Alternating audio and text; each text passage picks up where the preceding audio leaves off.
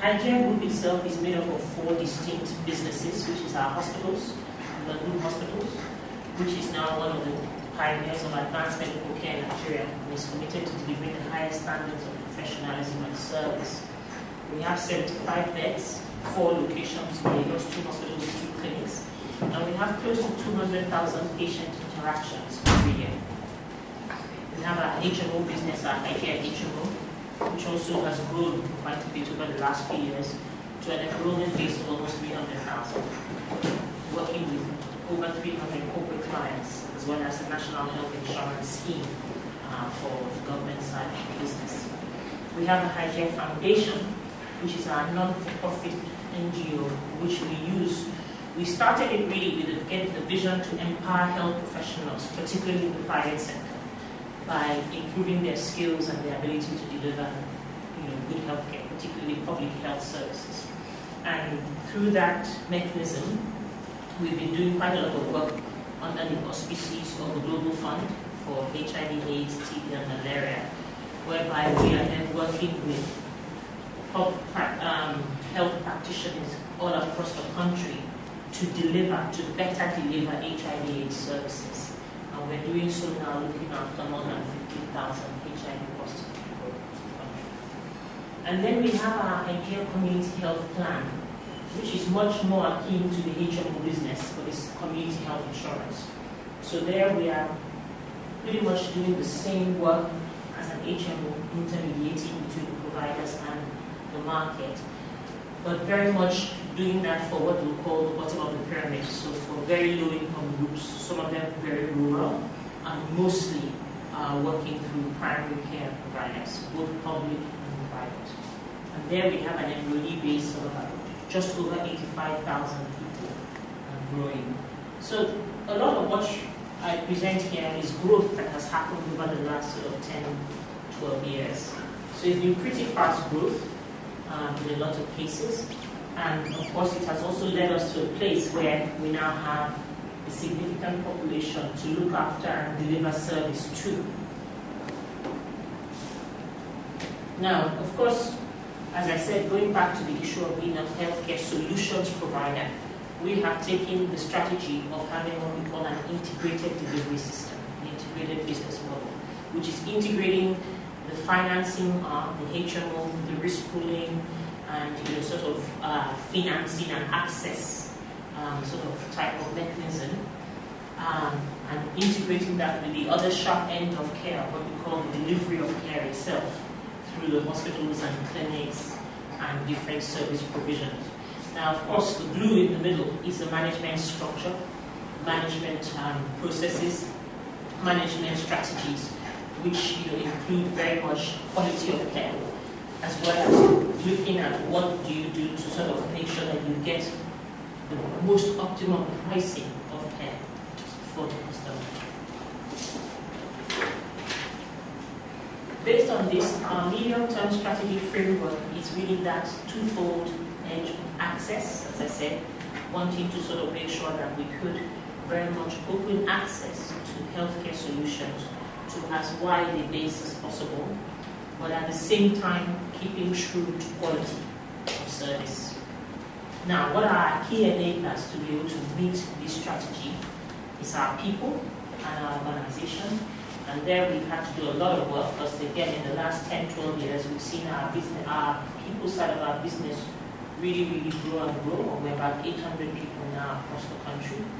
And that's probably from less than 100, 10 years ago. So that's been pretty significant growth.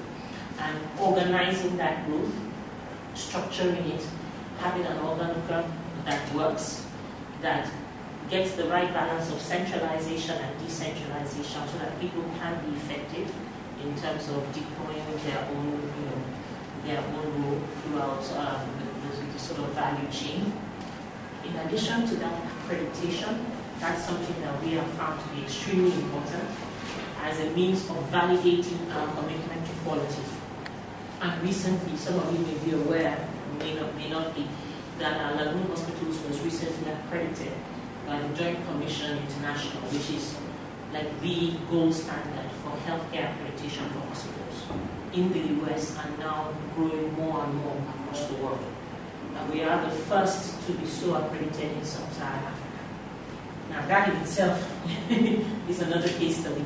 It's been 3 to 4 years of very solid commitment to quality and all the different sort of nuts and bolts that end up in creating patient quality and patient safety.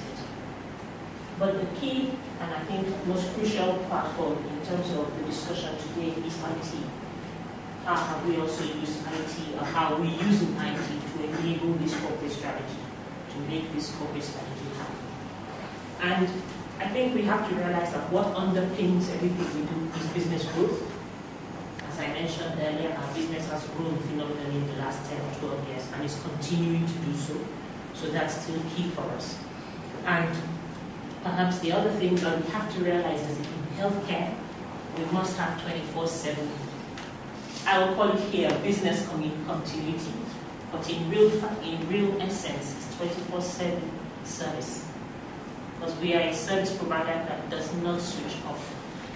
I guess you could say MTN is the same, but the point is if MTN does switch off, the consequences are a lot less severe than if your medical system, for whatever reason, switches off. So for us, 24/7 business continuity has become, has always been, but more and more, and especially as we are advancing the range of care that we are giving in our hospitals, has become even more so for us.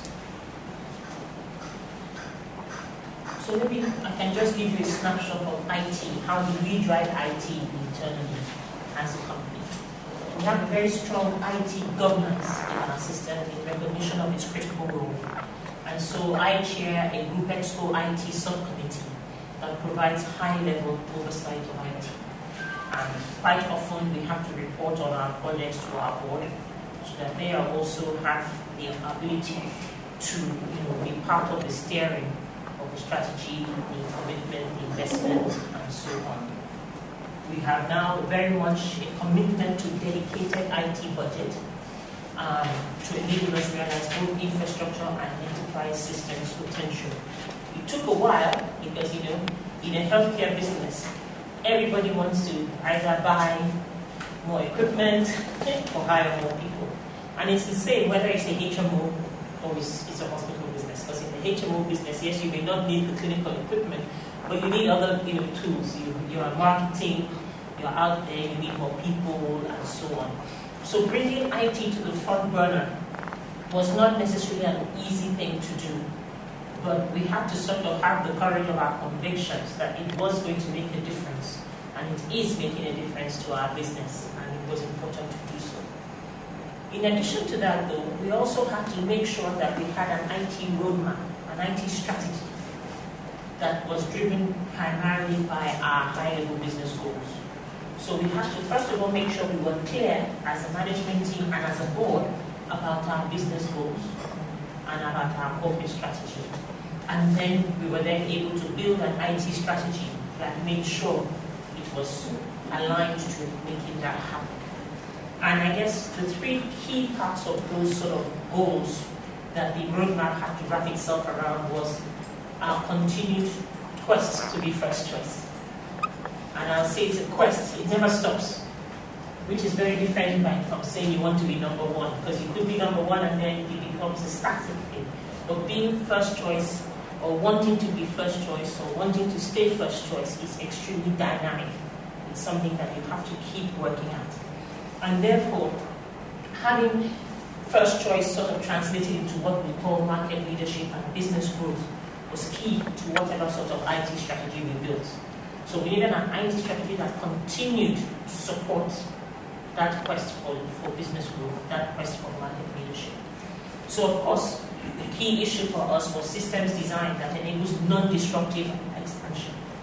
We needed to be able to expand our business without interruptions in the IT system. Now that in itself is a very, very, very difficult thing to do.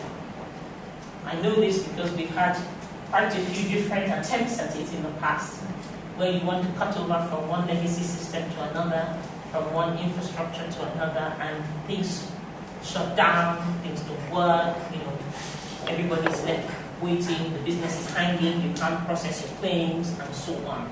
So we knew that we had to make a commitment that however it is we continue to expand the system was one whereby there was enough, sometimes redundancy, sometimes planning, all the things you have to think about to make sure you had a fail-safe system.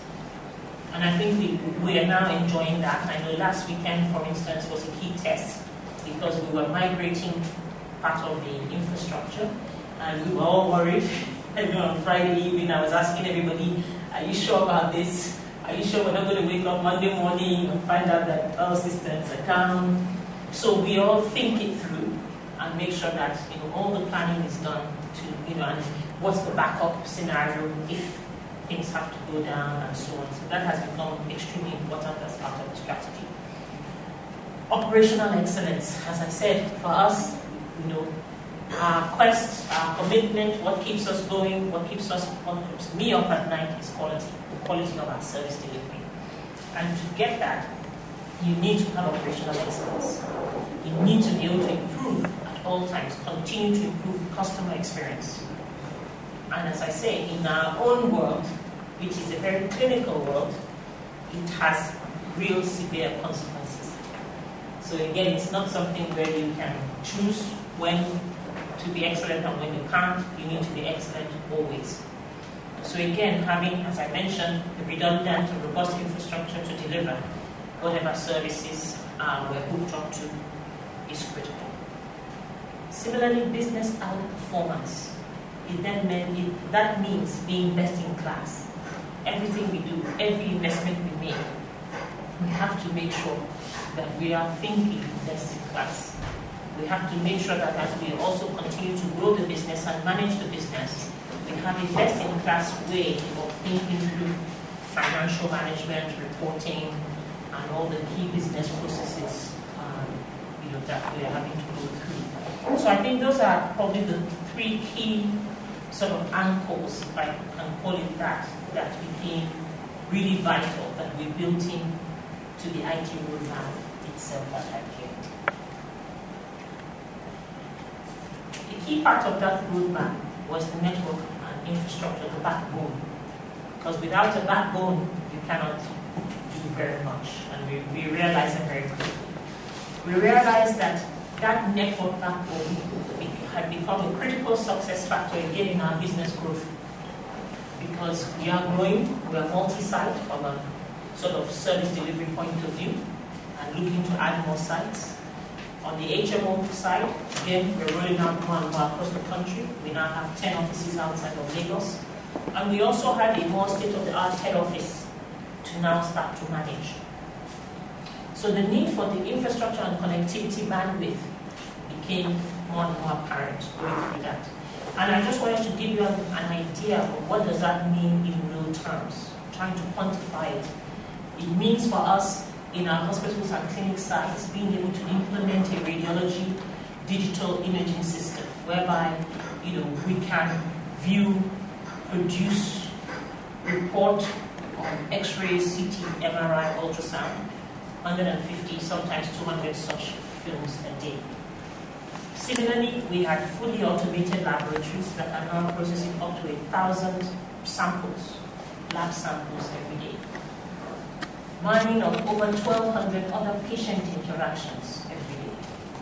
Those three things alone combined, one thing it tells you too, and it goes back to affect even the HMO operations, is waiting time. If you're having to look after a significant volume of patients, and you want to look after them well, and you want to make sure that you're making the right diagnosis, giving them the right treatment, but at the same time giving them the customer experience that they would, that they cherish, then it means automation. It means you need to be able to make sure that you're getting everything done in a fail-safe environment, but as efficiently as possible. So that has become key for us. And similarly, over on the HMO side, same thing. Over 500 HMO client interactions.